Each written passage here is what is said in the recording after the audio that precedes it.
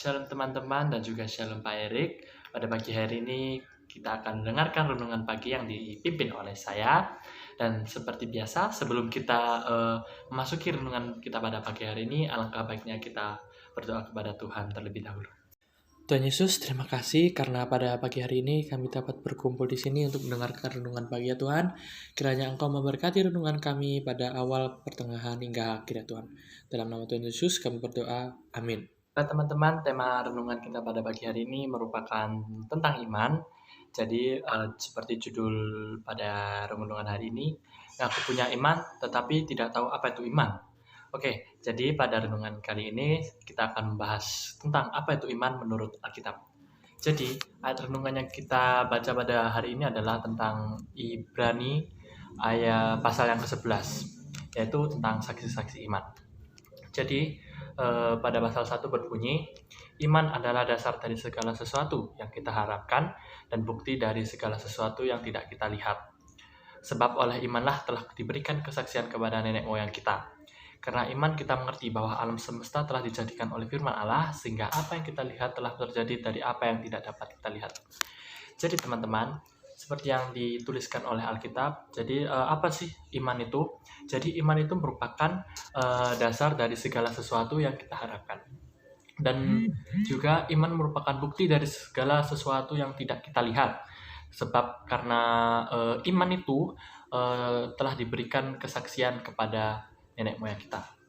Jadi teman-teman pernah mengira kalau kita tuh punya iman, tetapi kita tuh tidak tahu apa sih iman itu, bagaimana sih kita cara mendapatkan iman tuh bagaimana. Tetapi kita mengaku-ngaku sebagai kalau kita tuh punya iman. Oke, saya juga telah mengambil beberapa hal yang penting tentang iman. Jadi yang pertama itu iman adalah sesuatu yang harus kita bina dalam kehidupan kita. Semakin kita mendekat kepada Tuhan dan memegang janji firman Tuhan, iman kita semakin bertumbuh dan berbuah. Jadi seperti yang telah saya bacakan, jadi cara menumbuhkan dan membuahkan iman kita itu adalah semakin mendekatkan kepada Tuhan dan memegang janji firman Tuhan. Dengan begitu maka iman kita itu akan bertumbuh dan juga akan berkembang. Jadi kalau misalnya kita tidak memegang teguh janji firman Tuhan dan juga tidak memegangkan iman kita kepada Tuhan, maka kita mungkin tidak akan bisa menumbuhkan iman kita karena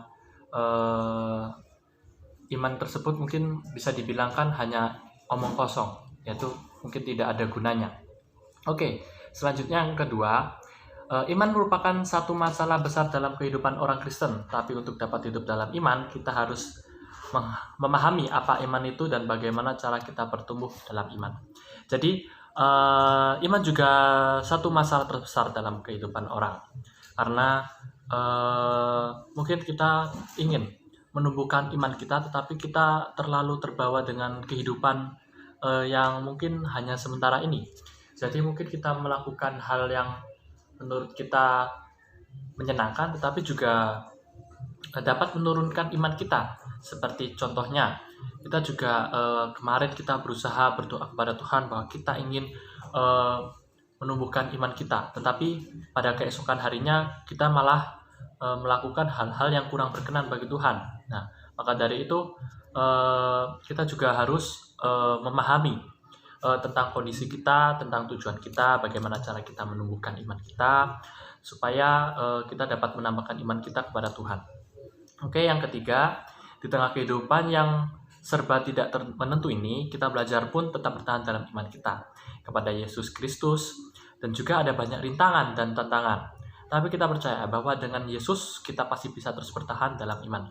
Jadi meskipun ya memang banyak sekali rintangan di dalam dunia yang mungkin hanya sementara ini, ya mungkin seperti yang pernah kita bilang bahwa semua cobaan yang kita hadapi itu tidak melampaui kekuatan kita. Jadi itu semua itu tergantung pada iman kita. Jadi kalau misalnya iman kita itu tidak tinggi atau mungkin hanya semena-mena, mungkin kita bisa goyah dan juga mungkin kita bisa melupakan Tuhan, ataupun bisa juga kadang-kadang marah kepada Tuhan karena mengapa Dia memberikan pencobaan yang begitu berat menurut kita ya. Nah, jadi seperti yang dibacaan tadi yang terbilang bahwa dengan adanya banyak rintangan dan tantangan, tapi kita percaya bahwa dengan Yesus kita pasti bisa terus bertahan dalam iman. Jadi dengan kita percaya kepada Tuhan, maka iman tersebut akan membantu kita untuk memudahkan bagaimana caranya kita menghadapi tantangan tersebut. Jadi mungkin kita dapat diberikan sesuatu kemudahan dengan iman kita kuat, maka Tuhan juga akan memberikan jalannya kepada orang yang beriman kepadanya. Oke, guys, mungkin cukup sekian dari saya tentang firman Tuhan, tentang iman. Jadi mungkin kita bisa menelaah lebih dalam lagi tentang iman kita, dan juga kita bisa menumbuhkan iman kita dengan cara perilaku kita terhadap seseorang, dan juga terutama kepada Tuhan. Baik, mungkin cukup sekian. Mungkin jika ada kesalahan atau kata-kata yang kurang berkenan, saya mohon maaf, dan juga